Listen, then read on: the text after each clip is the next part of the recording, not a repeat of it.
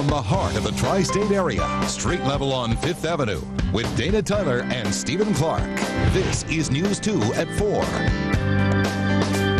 Good afternoon. Welcome to our first edition of News 2 at 4. Dana and I and the entire News 2 team very excited today about a brand new hour-long broadcast. Not a lot of the familiar things, though, of our other newscasts. We're going to be here first at 4 with all the news of the day, the weather, and the traffic. A live format here is going to give us a chance to take an in-depth look at stories that we hope are going to be important to you. We have news that hits home today, for instance, with the bitter cold. Prices for home heating oil are soaring through the roof. What do? We have a consumer expert live in our studio. Hope we can help you out on that one. Also, it has been a rocky day on Wall Street.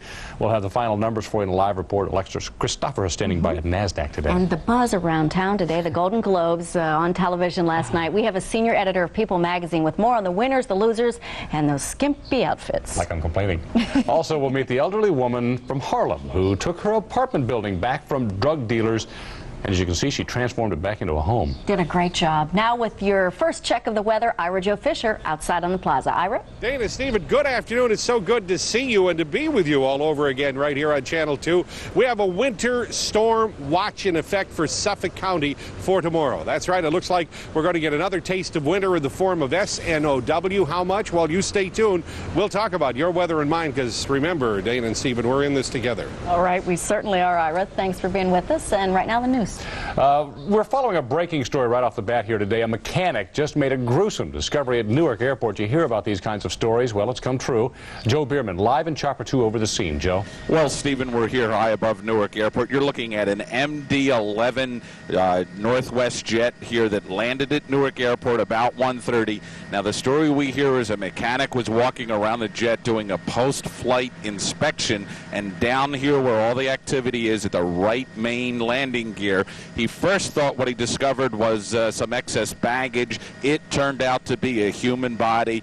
That body has been pronounced dead at the scene by officials. Now, the problem is if it is a stowaway and he was up inside that wheel well, this jet would have been cruising at about 45,000 feet, which the wheel wells are not pressurized or heated, so we would have lost oxygen somewhere around 20,000 feet. We'll keep you advised. We've got a ground crew on the way to the scene here. More at 5. Dana? Well, in a couple of minutes, we'll talk live to a consumer advocate who has some tips on how you can cope with the rising price of heating oil. We have a lot more coming up on News 2 at 4. The rudderless New York Jets finally have a coach. It's this man. We'll have the big announcement next. Plus this. I'm Maury. She's Dolly. She has what may be the oldest solo recording of Frank Sinatra. Hard to hear, but it's been transferred to a CD. Only way you're going to hear it is on News 2 at 4. And Ira with some very special guests. Ira Joe? Yes, indeed, Dana. We're talking about some snow headed our way. And do you know who these two gentlemen are? Well, last night they were saluted in front of 47 million people all around the globe. Were you among the 47 million? And who exactly are they? Stay tuned. Who are you?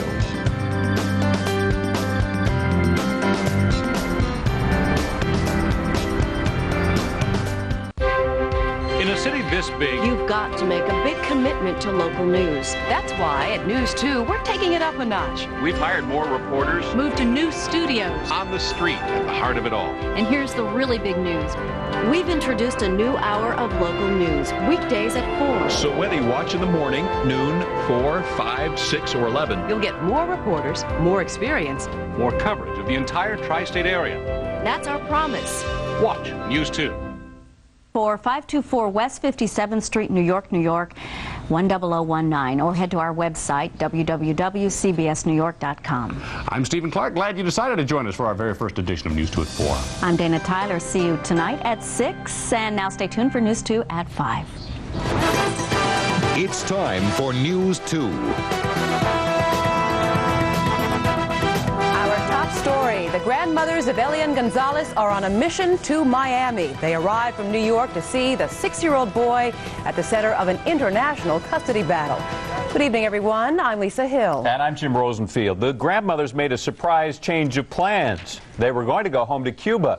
Instead, they headed to the main battleground in Miami. There's a huge crowd of reporters right now gathered outside the house, as you see in this live picture from Miami. This is where Elian is now living with his relatives.